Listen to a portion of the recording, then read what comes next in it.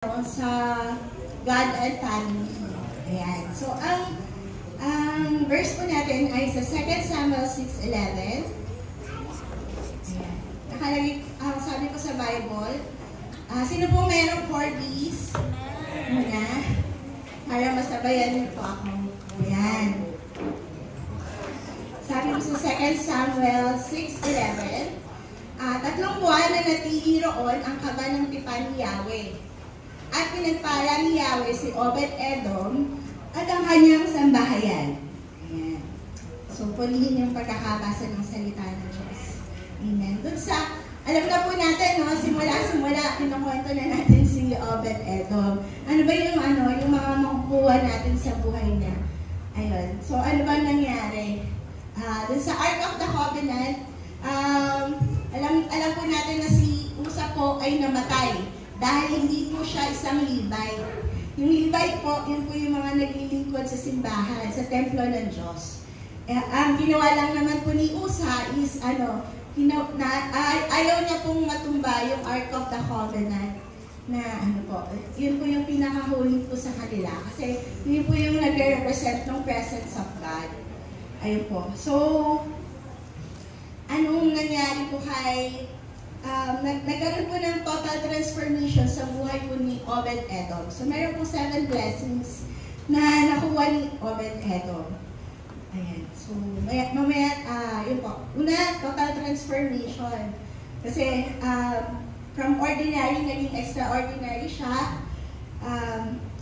Dati, yung bahay nila, medyo magulo. Ngayon, naging mabuti yung bahay nila. And then, dati curse sa bahay nila, parang naging blessing yung pag-stay doon ng Ark of the Covenant. Kasi presence of God yung sinisimbolo nun. And dati, hindi siya kilala. Hanggang ngayon, celebrity pa rin si Obed-Edom. Amen po ba? Amen. Kinikilala po natin siya. And then, dati, hindi siya kagamit-gamit and naging useful po siya. After, yun po, yung pinagkatiwala po sa kanya yung Ark of the Covenant. And then, 6, naging fruitful po siya, nag-serve po siya kay Lord. And then, yung pinaka-effect po ng Obed-Edom, and yung God's presence inside their house is yung presence of God. Naging kasama po nila. Amen. Ayun po. So, since we're dealing about the family, sa Deuteronomy 6:3-9, sabi po doon, kaya nga, pakinggan niyo ito ng mabuti. Sundin mabuti. Niyo ito at sundin mabuti. Kung magkagayoy, sasagana kayo at darami ang inyong lahi, pagdating niyo sa lupaing pangako ni Yahweh, ang Diyos at inyong ninuno, sa lupaing mayaman at sagana sa lahat ng bagay. So, 4, pakinggan mo Israel, si Yahweh na ang ating Diyos, ang tanging Yahweh, ibigin mo si Yahweh, na iyong Diyos ng buong puso, buong kaluluwa at buong lakas. Ang mga utos niya ay itanim ninyo sa inyong puso. Ituro niyo ito sa inyong mga anak, pag-aralan ninyo ito sa inyong tahanan at sa inyong paglalakbay, sa inyong pagtulog sa gabi at sa inyong pagbangon sa umaga. Ipulupot niyo ito sa inyong mga kamay bilang tanda, itali sa inyong mga noo, isulat sa mga hamba ng pintuan ng inyong bahay, at mga tarangkahan. Ayan. So, nakita po natin dito yung utos ng Lord, no, para sa family. Ganun ka-close si Lord sa family na, binigyan niya po ng rules para hindi po magkagulo at maitama po yung mga bata hanggang sa kanilang paglaki. Kasi mahal ng Diyos ang pamilya. Alam niyo po kung bakit? Kasi si Father God ay may family din. Yun po ay si Jesus. And shinare niya po si Jesus sa atin. Amen po. So, ano nangyari sa kwento? Sino po hindi nakakaalam yung sa story ni Obed-Edom? Mukhang lahat alam na po, no? So, parang, naging bisita nila yung Ark of the Covenant or yung presence ni Lord. Ayan. So, tayo ba may mga naging bisita na po? Gusto niyo po ba yung mga bisita niyo? Merong bisita na okay, diba? Parang tuwang-tuwa ka. Merong bisita na ay, ito na naman to, lagi naman ito pumupunta. Parang yan, Pero ayun, merong, kwento po ako ng konting tungkol sa bisita. Ayan. Ayan, merong, dati po kasi, ano ba? Ito po, second time po namin na nag-meet po ni Pastor Chris. Ayun po, so, merong time po na hindi ko pa po siya nakikita, and then, first meeting po namin, nag-meet po kami doon sa church po ni Pastor Darwin nung nag-youth pastor ordination. Ni-invite po siya ni Kuya. Pero hindi po kami nag-uusap. And then second visit, pumunta po siya sa bahay. Nag-invite po siya sa youth camp. Ayan, so alam mo na. Ayan, nag-invite po siya sa youth camp. Kaso po, wala yung kuya ko. Ayan, so bisita. Sabi ko, patay. Patay, wala si kuya, ako yung mahahanap. Sabi ko, wala, nakakaalam naman. Kasi hindi po ako sanay tumanggap ng visitor. Ayun po, sabi ko, anong gagawin ko? Kasi crush ko po yung boses niya. Ayun, kaya hindi ko, ano yung gagawin ko? Bumalik po ako sa taas, hindi ko alam kung magbibihis ako. Pag nagbihis po ako, mahahalata ako. Na, yung mga kapatid ko, puro lalaki, tapos sasabi ko, ano ba? Bakit kaya nagbibihis itong ate ko? Parang bahay lang naman. Diba? Parang, sabi ko, sige na nga, haharapin ko na nga. Konting suklay lang, baba. So, yun yung preparation ko sa bisita. Ayun, so minsan may mga bisita po tayo na na biglaan. Hindi mo alam na ano bang preparation. Buti sana kung kung pinaghandaan mo. Kasi kumaga yung pakiramdam mo sa sarili mo na na may entertain mo siya, gano'n. Hindi. Ayun, so, yung character natin ngayon, si Obed Edom. And then, meron pa po isang character, si King Hezekiah. Kung kilala niyo po siya po yung nagkasakit, tapos hiniling niya kay Lord na gumaling siya, tapos tinagaling po siya. Kaya lang, nagkaroon po siya ng bisita, and then dun sa bisita na yun, pinakita niya po lahat. Lahat, wala po siyang itinago. Ayun. So, ano nangyari? Dumating po yung propeta, tapos sinabi sa kanya, ayun po, sasakupin po sila, kukunin po yung, ang nangyari, imbis na mapabuti, yung pagtanggap mo sa bisita, nagkaroon po ng, yung country nila nasakop po, nakuha lahat ng kayamanan, kasi nga pinakita na ni Hezekiah. So yun, dalawang klase ng bisita. So, pag si Lord yung kasama natin, iba yung pagtanggap, iba yung makukuha natin, blessings. Hindi yung sa pagnanakaw. Diba? Sa John 10:10, narito yung John 10:10, diba? Narito yung kaaway, yung kaaway para to steal, kill, and destroy. Para si Lord nandyan, para bigyan tayo ng buhay na kasiya sila. Amen. So, tingnan natin, ano ba dapat yung makita sa bahay natin? Bilang ano yung dapat natin paghandaan? Pag bumisita yung Ark of the Covenant sa atin. So, ano ba dapat? Pinapasok ang Ark of the Covenant sa atin. Ayun. Ano ba dapat yung sa isang asawang lalaki, sila dapat yung magiging head ng mga babae. So, sabi sa Ephesians 5:23-25, sapagkat ang lalaki ang ulo ng kanyang asawa, tulad ni Kristo na siyang ulo ng Iglesia. Sa kanyang katawan at siyang tagapagligtas nito. Sa 25, mga lalaki, mahalin ninyo ang mga asawa gaya ng pagmamahal ni Kristo sa Iglesia. Inihandog niya ang kanyang buhay para sa Iglesia. So yun, yung mga babae, kailangan nagpapasako po tayo sa mga lalaki. Kasi yun yung nakalagay sa Bible. Hindi yung, mas magaling ka pa sa asawa mo. Sinabi naman ang Bible, diba, na sila yung head. Hindi porket mas mataas yung narating mo, hindi mo na siya susundin. Kasi sila yung pinagkatawalaan ng Lord na maging head. Ayan. Pero ang mga lalaki, kailangan mahalin daw po nila yung asawa nila. Huwag masyadong porque ginawa ni Lord na helper yung babae, ginawa na talagang katulong. Itadali, di ba? Kailangan tulungan. Ayun po.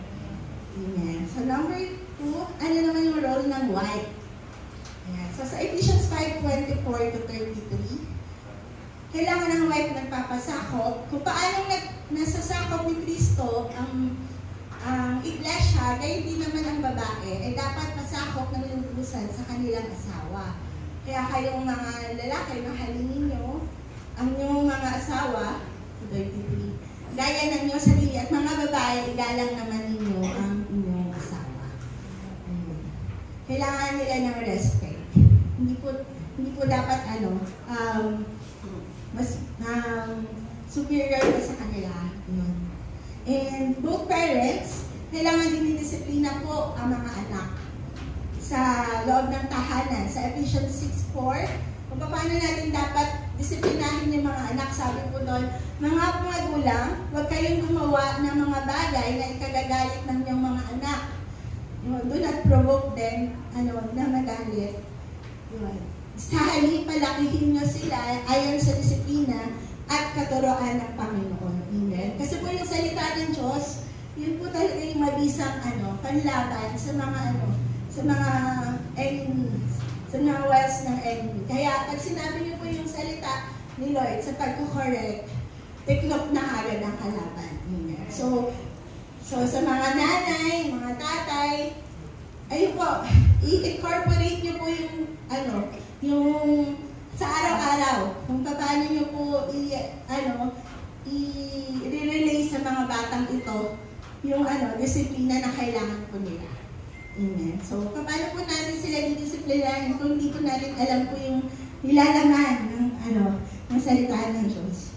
Di ba po? Ayun. So, usually sa bahay po, ganun, no?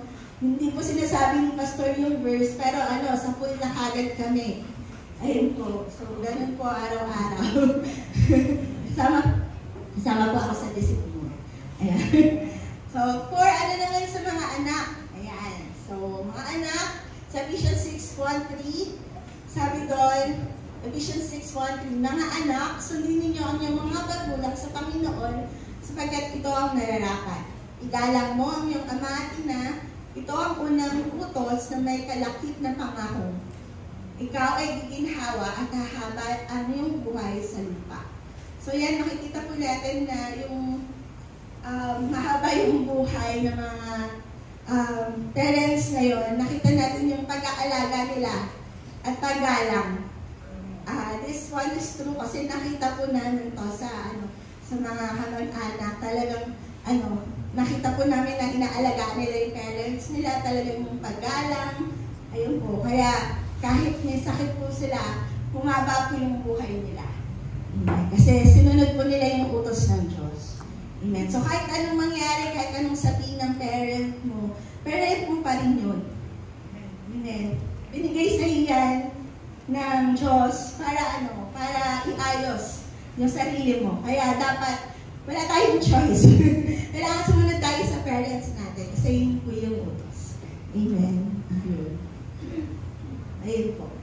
Number 6, so, kailangan yung pamilya, kailangan nakikita sa tahanan ng natin, ay merong magandang work ethic, magandang behavior, magandang values, magandang mga prinsipyo na galing sa Bible.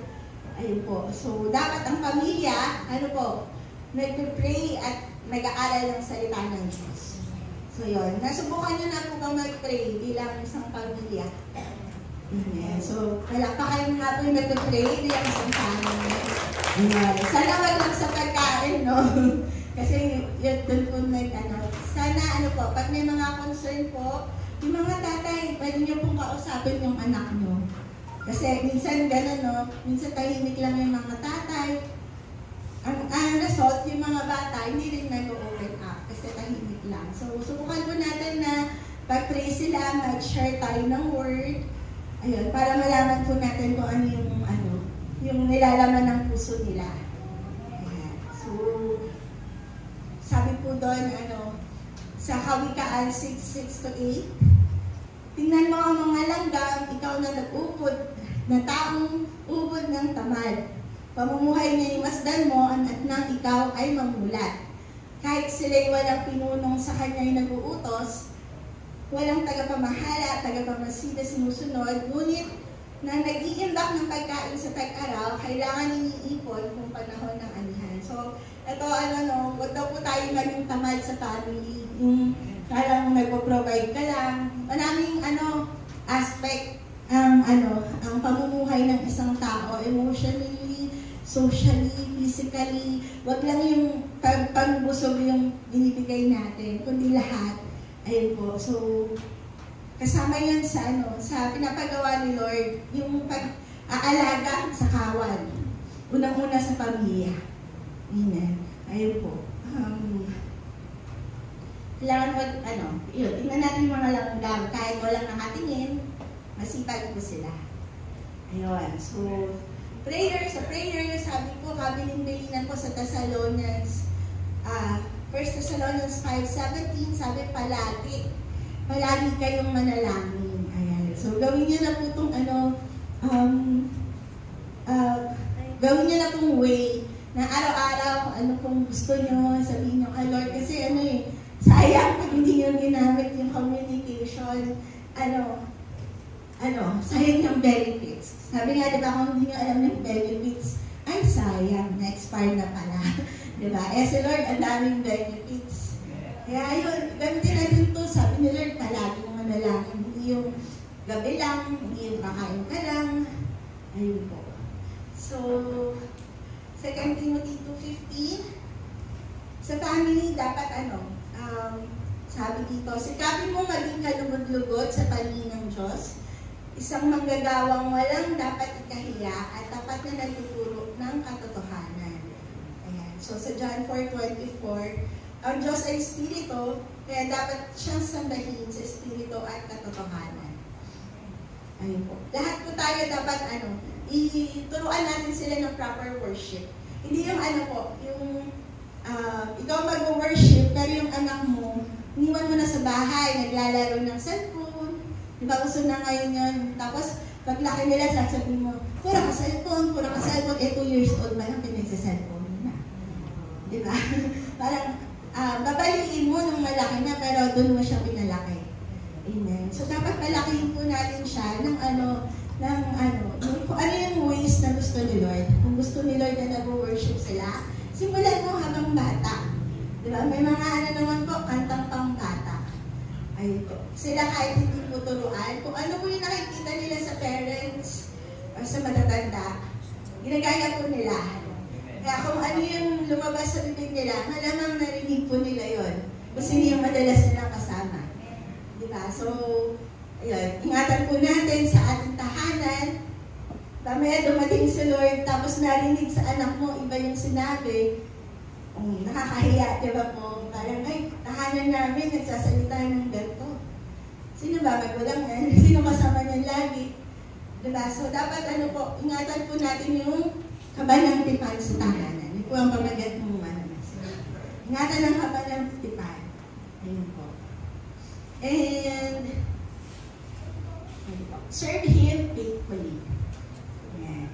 Sa tahanan po natin, kailangan, tayo po, maglilingkod po tayo sa 1 Corinthians 15:58. Kaya nga mga minamahal po kapatid, magpakatatag kayo at huwag matinag.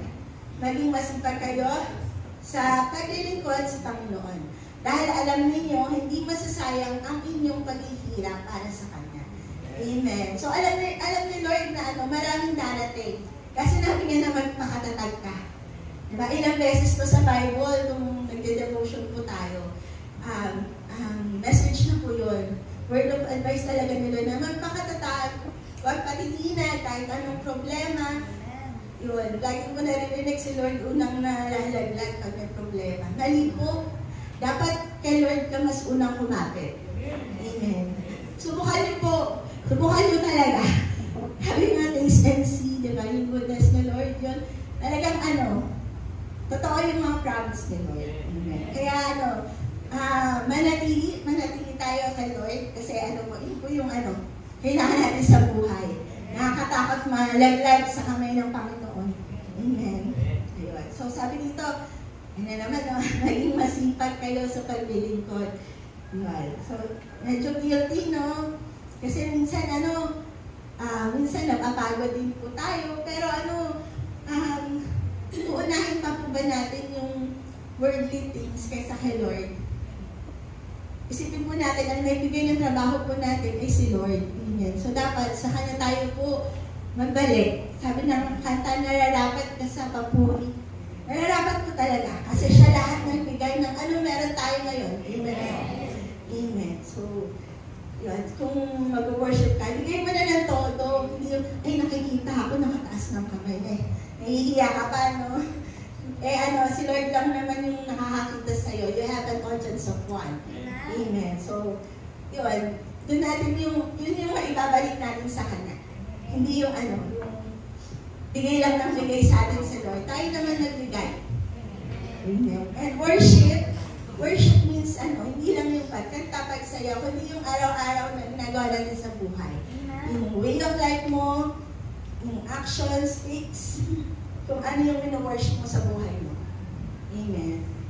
Amen. So sa pagbisita, ano ba yung nakikita rin ng bisita? Ang dapat nakita ng bisita, ang isang pamilya. Pamilya na pinangungunahan ni Lord. Amen. Amen. So sabi sa Matthew 6:33, ngunit higit sa lahat, ay pagsikapan nyo na kayo'y pagharian ng Diyos at mamuhay ng ayon sa Kanyang kalooban. At ibibigay niya sa inyo ang lahat ng inyong pangangailangan. Amen. Lahat na tayo may pangangailangan. Amen. Amen. So ano tong sekreto? Unahin daw po natin yung pagharian tayo ng Diyos sa buhay natin. Amen. So pag sinabing pagharian, ikaw under the rulership of a king. And dapat alam mo yung rules niya. Kasi pag hindi, anong ginagawa ng mga king sa hindi sumusunod? Oh! Pero diba natin? Pero si Lord mabait. Pero righteous judge po siya. So kailangan alamin natin ano yung katuliran ng Panginoon sa pamilya natin. And walang ibang mag-share sa mga batang maliliit, kundi tayo magsisimula sa atin. Amen. Ayun po. So, ang tanong po, ano po ba yung nakikita ng sa bahay natin? Ano ba yung mga priority ng family mo ngayon? So, ano ba yung nakikita nila? Yung mga tao, bumisita si isang kapatiran, nakikita ba nila yung ang Diyos presence sa bahay nyo? O hindi, iba? Nakikita ba nila yung priority ba ng pamilya nyo ang Diyos? O priority ng pamilya nyo ang mamasyal tuwing Sunday? Diba? Priority nyo ba ang mahalin ng Diyos? Ang mahalin ng kapwa kaysa sa sarili? Ayun. So, mamaya dumating yung Ark of the Covenant sa atin, no? Tapos, tanongin, ayun. Ilaw ba talaga ang pamilya nyo? Diba? Kayo ang light of the world. Pero, yun, nakikita ba ang ilaw sa tahanan nyo? O isa kayo sa nagpapadilim sa mundo? Diba? Wag naman po sana dahil tinanggap na po natin si Jesus, nandun na yung ilaw. Amen. Kaya tayo po ay magiging ilaw sa mga, madilim po yung landas. Amen. So, patuloy po natin i-share si Lord. So, sa mga sa mga anak, ano po ba nakikita ng mga anak natin sa atin, mga magulang? Tama ba yung mga priorities natin sa buhay? Ayun. So, dapat parehas po tayo ng priorities ng yung mga parents sa anak. Di ba po? Hindi yung ikaw, banal na banal ka, pero yung anak mo, hinahayaan mo mag-party every Sunday. Di ba? So, o kaya naman, nag-outing yung office mo, tapos ikaw hinayaan mo nang hindi ka maka-attend ng Sunday. Ayun. So nakikita po nila lahat ng example na meron tayo. Ayun po. Meron nga po kung kilala na talagang kahit anong pilit po, Sunday is non-negotiable. Yun po talaga. Simula-simula. Ayun po, sabi ko, kakaiba talaga. Meron pala talagang gano'n, na talagang dedicated. So yun po yung hanapin po natin kasi nakikinig po siya ng word ni Lord at sinusunod niya ito. Amen. Ayun. Ano naman kaya yung nakikita ng Lord sa atin? Ayun. So, alam po natin na di ba ganun po magbisita ng minsan, yung mata mo, umiikot talaga kung anong makikita, tinitingnan mo yung CR, kung malinis, marumi. Hindi mo kami mga aliw-aliw. Di ba? Si Lord, ano po kayo yung nakikita sa atin? So, alam po natin na si Lord, alam na ang lahat ng nasa isip ng tao. Kahit hindi ka magsalita dyan, unspoken words, kahit luha lang, alam niya kung bakit ka umiiyak. Iniipon niya yung luha mo. Amen. So, sabi sa 1 Corinthians 3:10, ayon sa kagandahang loob ng Diyos sa akin, inilagay ko ang pundasyon tulad ng isang mahusay na tagapagtayo. Iba naman ang nagpatuloy sa pagtatayo ng gusali, ngunit dapat naging maingat ang bawat nagtatayo. Ayan po. Kailangan maging maingat daw po tayo sa ating bahay. Ano ba yung foundation sa bahay nyo? Diba? Kayo ba ay, nag-prayer, nag-devotion, o pagkagising nyo, like, kape na lang, almusal, alis, regular routine, pasok, uwi, konting chit-chat, tulog ulit, ganun. So, kailangan, isama natin si Lord. Alam ni Lord kung ano yung mga nasa isip natin, yung mga masasamang isip, saka mabubuting isip. Alam niyo po ba na, nagkaroon po ng matinding baha dati dahil sa wickedness ng mga tao. Ayun po. Sabi po na sa Genesis 6:5, nakita ni Yahweh na laganap na ang kasamaan ng tao sa daigdig at puro kasamaan na lamang ang palaging nasa isip nito. So, nung nakita niya na puro kasamaan, palagi daw nasa isip ay kasamaan, nagpadala na si Lord ng nalungkot siya na naging gano'n. So, ayun, kailangan magbago po tayo kung nakakatakot po ako po meron po akong experience na paano kung nababasa ng mga tao yung nasa isip ko ngayon. So, po ako, medyo natataranta po ako na sana hindi niya mabasa yung isip ko. Kasi, ang daming negative things. Ayun po. So, si Lord alam na po lahat. And, promise ni Lord hindi niya na muling gugunawin sa pamamagitan ng baha yung tao. Pero ayaw po ni Lord ng wicked thoughts. Sa isip pa lang, i-cast out niyo na yung negative thoughts. We want Jesus' name. Jesus' name, mahal ko ang taong ito. Kahit makita niyo pa lang siya, parang parang sinisimulang i-boil yung dugo nyo. In Jesus' name, mahal ko siya kasi gusto ni Lord, mahalin ko siya. Amen. Yung sa thoughts pa lang, i-cast out mo na in Jesus' name. Ayun po. Sabi sa Matthew 5:28, alam niyo po ba na ang kasalanan ay nakocommit kahit sa isip pa lang. Sabi dito sa Matthew 5:28, ngunit sinasabi ko sa inyo, ang sinumang tumingin sa isang babae na may mahalay na pagnanasa ay nangangalunya na sa babaeng iyon sa kanyang puso. Amen. So, tumingin po siya. Simula sa senses. Pero, syempre, pag nakita niya, na-tempt po siya, maglalaro na yun sa isip niya. So, doon po siya nag-commit ng sin. Ayun. Kaya dito po sa church, niiwasan po. Pag po tayo magagaling kay Sister Lily, pag sinasaway po tayo, ay, napakaikli naman ng panda mo.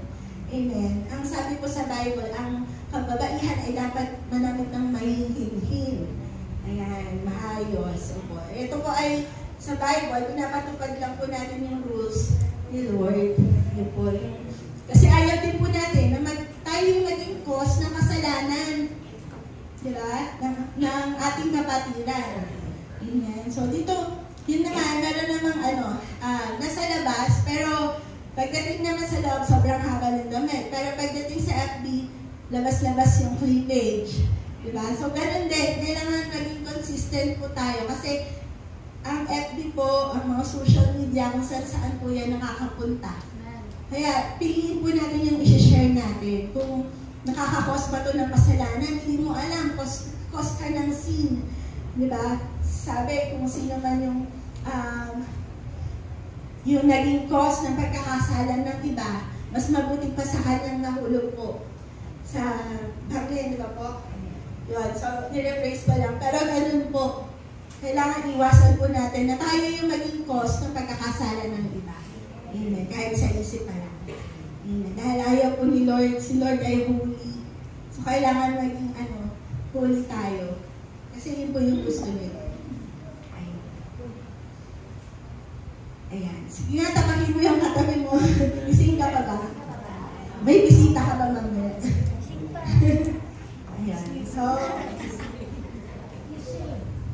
Ayan. So, number 3, alam ni Lord yung tingin natin sa sarili natin. Ayan. So, alam niya yung thoughts natin, alam niya yung tingin natin sa sarili, kaya ina-encourage niya tayo. Sabi sa Romans 12:3, dahil sa kagandahang loob ng Diyos sa akin, sinasabi ko sa bawat isa sa inyo, huwag ninyong pahalagahan ang inyong sarili ng higit sa nararapat. Anong sinabi? Huwag ninyong pahalagahan ang inyong sarili ng higit sa nararapat. Amen. Ikaw mismo, yung sobrang taas ng tingin mo sa sarili mo. Sa halip, pakaisipin niyong mabuti ang tunay ninyong katayuan ayon sa sukat ng pananampalataya pinagkaloob sa inyo ng Diyos sa bawat isa sa inyo. So yun, minsan parang deserve ko to kasi ganito po, kasi pinaghirapan ko to. Pero alam ni Lord kung ano yung situation ko ngayon. And si Lord lang makaka-judge sa atin. Amen. Number 5, alam ni Lord, alam niya kung ano sinasabi natin. Even, unspoken words. Yun, sabi sa Matthew 12:36, tandaan ninyo, sa araw ng paghuhukom, pananagutan ng tao ang bawat walang kabuluhang salitang sinabi niya. Yan, lahat ng walang kabuluhan. Amen. So, yun, dapat pala, iisipin muna natin yung sasabihin natin. Kung kalubod-lubod pa to, karapat-dapat pa to, nakakatulong pa to sa kapwa. Kung hindi, kung nagkukos lang po ng pagkakabaha-bahagi, huwag na po natin sabihin kasi sabi po pala dito, yung mga walang kabuluhan, even yung mga language na wala naman talagang kwenta.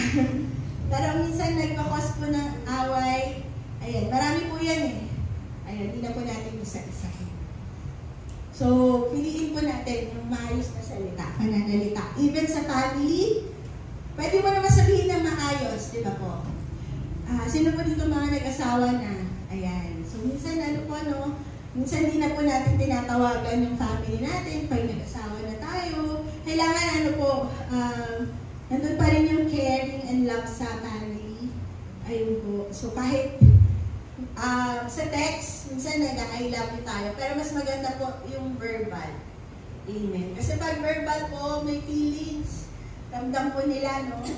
Pero pag sulat lang, minsan nalalagyan pa ng ibang tono. Yan. So, kailangan rin po, ayusin din po natin yung pakikipag-communicate sa family po natin. Amen. Kasi, sabi sa quotation, words can kill. Diba? It can build them, it can kill them. So, yung isang negative word lang, pwede niya pong dalhin yun habang buhay. Amen. So, ako po, may nagsabi po sa akin nung bata ako, na naglinis po ako noon, sobrang linis ko sa bahay. Pero hindi po siya na-satisfy sa linis ko. Pero as a kid, yun yung perfect linis para sa akin. Ayun. Pero nagalit po yung tao, sabi niya, parang mas maganda pa yung mga scatter, ganyan. Hanggang ngayon, nadala ko po siya, pero napatawad ko na po. Amen. Praise God. Ayun po. Ganun po yung sugat, yung dadalihin ng bata kapag hindi po maganda yung mga words na binibigay natin. Kaya hanggang maaari sa tahanan, avoid too much criticism. Ayan, kasi po nakakasugat po talaga. And makaka-apekto po yun sa self-esteem ng mga membro ng pamilya na sinabihan nyo. Kailangan sa tahanan, kung makikita yung words of encouragement, words of building your family, ayan po, doon po sila dapat na-build up, hindi sa mga kaibigan na Yung minsan, kasi yung mga kaibigan, yung pa yung nagpo-force sa kanila, hindi, kaya mo yan. Yung pala, yung pag-force sa kanila, iba na. Yung pala, pinipilit pala silang uminom, gano'n. Instead na, ikaw rin na mag-motivate sa mabubuting bagay. Sa iba sila nag-turn. Ayan, yung mga bagay. So, number 6, sabi po dito, lahat ay hahatulan sa mga 12:13 to 14. Sa kabila ng lahat ng ito, isa lang ang aking masasabi. Matakot ka sa Diyos at sundin. Sundin mo ang kanyang mga utos sapagkat ito ang buong katungkulan ng tao. Amen. So lahat pala, lahat pagsusulit natin, kailangan ito na yung pinaka-purpose mo eh. Ayun, kailangan sundin natin yung utos ni Lord. Amen. So sabi sa 14, lahat ng gawin natin, hayag man o lihim, mabuti o masama, ay ipagsusulit natin sa Diyos. Amen. So lahat nakasulat, even yung sinabi mo, yung naisip mo, pagsusulit natin yung kay Lord. Kaya piliin na natin na maging maayos ngayon ka lang. Kasi habang may araw na binigay si Lord sa'yo, meron ka pang chance bumawi. Amen. Ayun. So nakakalungkot lang sa ilan lang sa mga nangyayari sa paligid. So number 1, laganap na yung immorality sa government, sa natin, society. Ayan, sabi sa Kawikaan 29:2, kapag matuwid ang namamahala, ang bayan ay nagsasaya. Ngunit tumatangis ang bayan kung ang pinuno ay masama. Ayan po. So kailangan sa pagpili po natin ng mga iboboto po, kailangan pag-pray po natin kung sino po talaga yung karapat-dapat. Kasi tayo rin po yung affected. Ayun po. Then next po, ang nangyayari po ngayon sa iba't ibang parte ng mundo, nagiging legalized na po yung abortion. Pati po yung mga same-sex marriage, tinatanggap na po kasi may mga pinapasang batas. Ayun po. So, pangatlo po, ano po nangyayari sa mundo ngayon? They are calling evil good and good as evil. Sabi sa Isaiah 5:20, kawawa kayo, mga baliktad ang isip. Ang mabuting gawa ay minamasama, at ang minamabuti ay iyong masama. Ang kaliwanag ay ginagawang kadiliman, at ang kadiliman ay tinuturing na kaliwanagan. Sa lasang mapait, ang sabi matamis, sa lasang matamis, ang sabi mapait. Ayan. So, yun, nakita natin sa encounter, talagang binabaliktad. Yung mga pangit na gawin, tinitreat nila as good. Tapos, meron pa mga wicked, ganyan. Yun po. So, meron din po, sa panahon ngayon, yung entertainment mo, kahit ginagamit na sa entertainment, kahit hindi na ayos sa morality natin. Yun po, lalo natin nakakatawa, pero nagpapasok na po ng negative inputs sa atin. So yun, pag ang Ark of the Covenant mo nasa bahay, panonoodin po yung mga gantong entertainment. Sino pong manonood? Holy kasi, mamaya maging usa ka, dead on the spot. So yun, imagine niyo, kasama natin si Lord, tapos may mga ganito. Malamang ang papanoorin niyo lagi, mga praise and worship, kasi nandun yung Ark of the Covenant. Ayun. Then, sa ngayon may mga broken families. Yun po yung ayaw ni Lord. Kasi po, ang heart ni Lord talaga sa family. Kaya binigay niya yung buktong niyang anak sa atin. Para mabuo ang lahat ng mga sinila ng kaaway. Amen po. Yun. So sa mundo ito, kailangan po natin change. At magsisimula po yun sa bawat pamilya ng bawat tao. Tanungin niyo po yung family niyo po. Kung sino po priority nila. Yan. Lahat po tayo ginawa para we live kung ano yung image ni Lord. Kailangan kung ano yung design ni Lord sa atin. We live by our meaning. Kung ano yung sinabi ni Lord sa atin.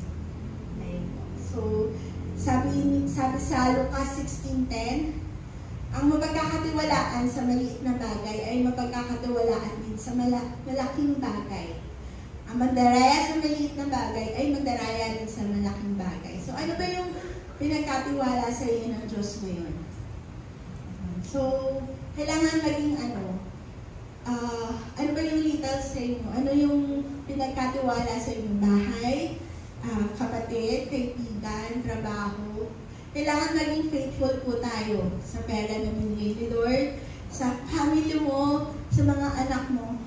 Kailangan faithful po tayo sa pag-aalaga nun. Kasi yun po yung pinagkatiwala sa atin ni Lord. Amen. And we're not just sa family lang, kundi rin po, sa family na meron tayo ngayon sa church. Kasi yun po yung gusto ni Lord, yung magkakaisang magkakapatid. Amen. Amen. Ayan. So, dito po sa picture na mapakita po natin.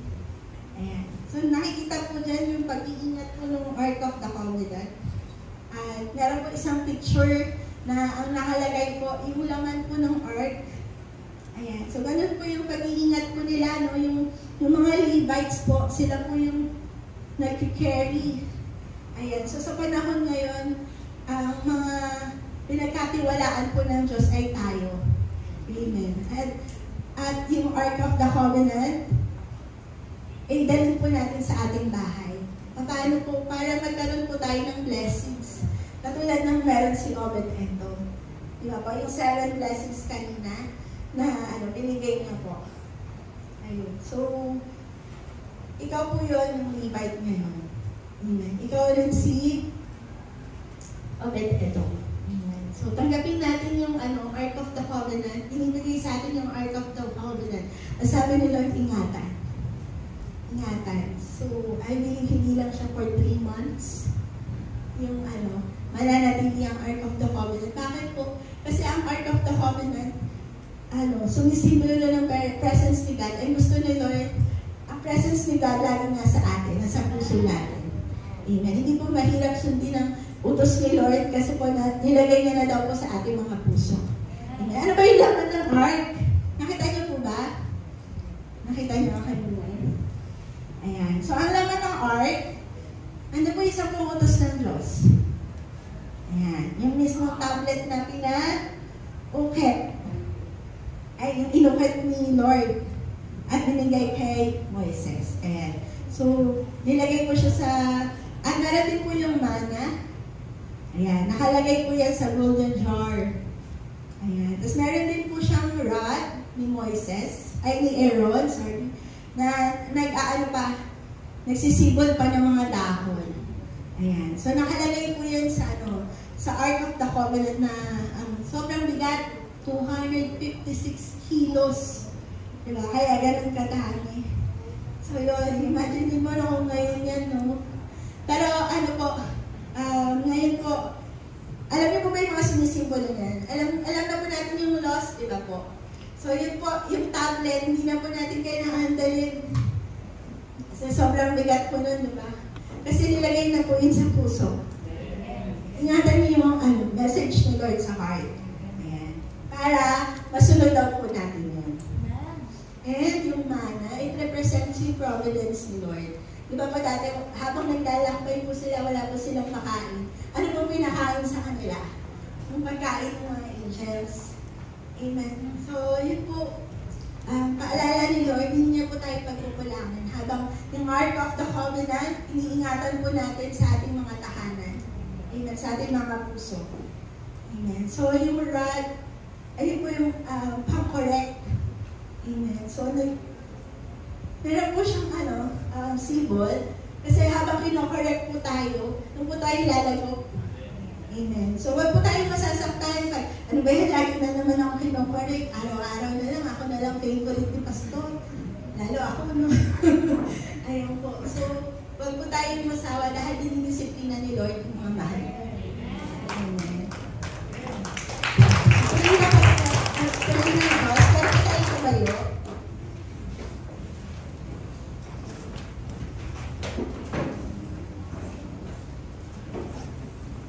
Sa 2 Samuel 6:11, 3 buwan na natili roon ang kabanatipan ni Yahweh. at pinagpala ni Yahweh si Obed-Edom at ang kanyang sambahayan. Ano ba nangyari?